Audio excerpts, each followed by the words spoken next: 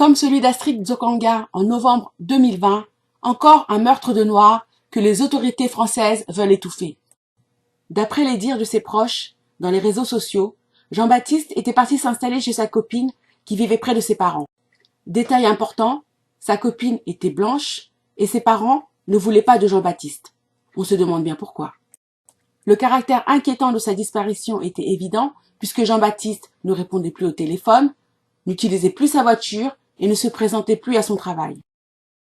Pourtant, dans les réseaux sociaux et les vidéos qui tournaient, les parents de Jean-Baptiste disaient avoir beaucoup de mal à se faire entendre par les autorités pour qu'une enquête soit ouverte malgré cette disparition très inquiétante.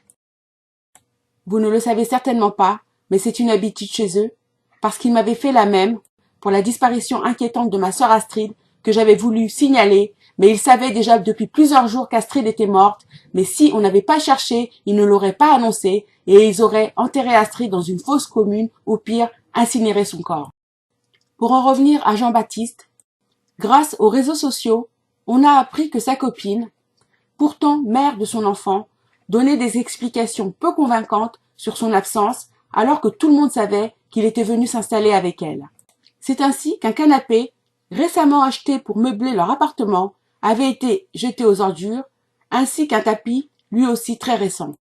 Sans oublier la peinture de l'appartement, correcte au moment de l'installation de Jean-Baptiste, qui a été refaite entièrement. Grâce à cette mobilisation sur les réseaux sociaux, la presse officielle commence à parler de la disparition de Jean-Baptiste, mais plus d'un mois après celle-ci. Or, tout le monde sait que dans ce genre d'affaires, la rapidité est un gage d'efficacité. Plus le temps passe, plus les preuves disparaissent et les coupables peaufinent leurs alibis. Dans cette vidéo, je vais me permettre de donner des conseils car je traverse la même épreuve. En effet, ma sœur Astrid a été assassinée en Corse en novembre 2020 et les autorités veulent étouffer l'affaire. Aujourd'hui, 2 juin 2024, la procédure est bloquée et les assassins courent toujours. Donc, mon premier conseil, si une famille blanche ne veut pas de vous, n'insistez pas. On m'a signalé le cas d'un jeune homme noir parti rencontrer les parents de la femme qu'il aimait en Corse et qui est revenu dans un cercueil.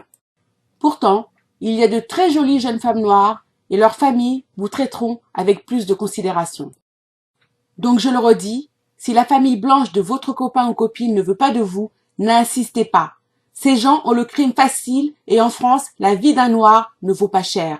En plus, ils bénéficient de la complaisance des autorités qui vont chercher à étouffer, à tarder le moment d'engager l'enquête pour que les preuves disparaissent et les responsables préparent tranquillement des alibis.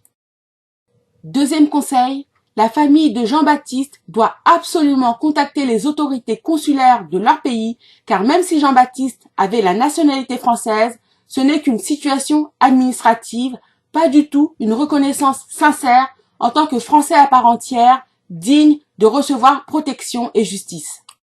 Nos représentations diplomatiques et nos États doivent faire pression sur le gouvernement français, car après tout, il y a beaucoup de Français qui vivent très très bien en Afrique et là-bas, on ne les traite pas comme des animaux, comme ils ont tendance à le faire ici avec nous quand nous vivons sur leur territoire.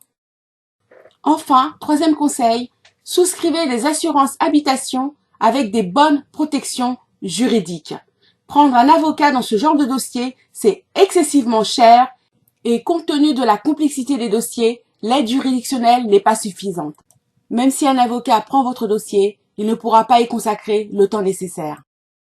Donc, même si c'est un homicide, pas d'argent, ça veut dire pas d'avocat et pas de procès et des coupables qui vont continuer à vivre leur vie tranquillement, tandis que votre proche sera 6 pieds sous terre. Les autorités françaises savent bien que le manque d'argent freine les familles noires dans leur quête légitime de justice et c'est pourquoi ils ont pris l'habitude de bâcler les dossiers dans lesquels nous sommes victimes.